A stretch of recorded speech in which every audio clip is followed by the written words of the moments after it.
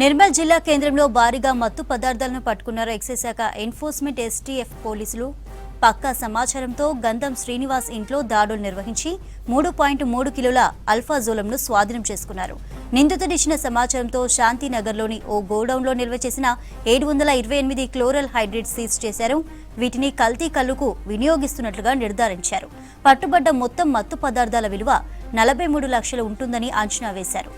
నిందితుడిని అదుపులోకి తీసుకున్నారు ఎక్సైజ్ శాఖ అధికారులు.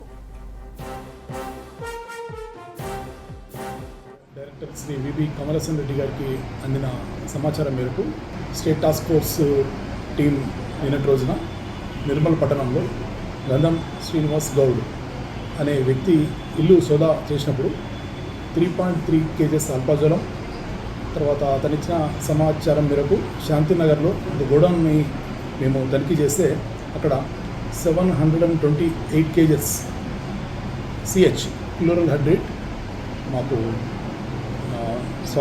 దొరికింది, స్వాధీనపరుచుకున్నాం. ఈ అల్పాజోలం రాజస్థాన్ నుంచి రూప్ సింగ్ అనే వ్యక్తి ఇక్కడికి వచ్చి సప్లై చేస్తున్నాడని చెప్తున్నారు. సిహెచ్ క్లోరల్ హైడ్రేట్ షోలాపూర్లో సెటిల్ అయిన ఒక తెలుగు వ్యక్తి శ్రీనుభాయ్ అనే వ్యక్తి అతన్ని నిర్మల్ పట్టణం, తర్వాత ఆదిలాబాద్, నిజామాబాద్కి సప్లై చేస్తున్నాడు. ఈ పట్టుబడ్డ 2 డ్రగ్స్ వర్తు దాదాపు 43 lakhs ఉంటాయి. అండ్ గంధం శ్రీనివాస్ గౌడ్ గత 10 సంవత్సరాల నుంచి ఈ క్రైమ్ చేస్తున్నాడు. ఇది 8వ కేసు. ఇంత క్రితం పీడీ యాక్ట్లో కూడా ఆయన జైలుకు పంపించాం. మరొక్కసారి పీడీ యాక్ట్ పెట్టేయడానికి ఈ కేసు సరిపోతుందని భావిస్తూ దానికి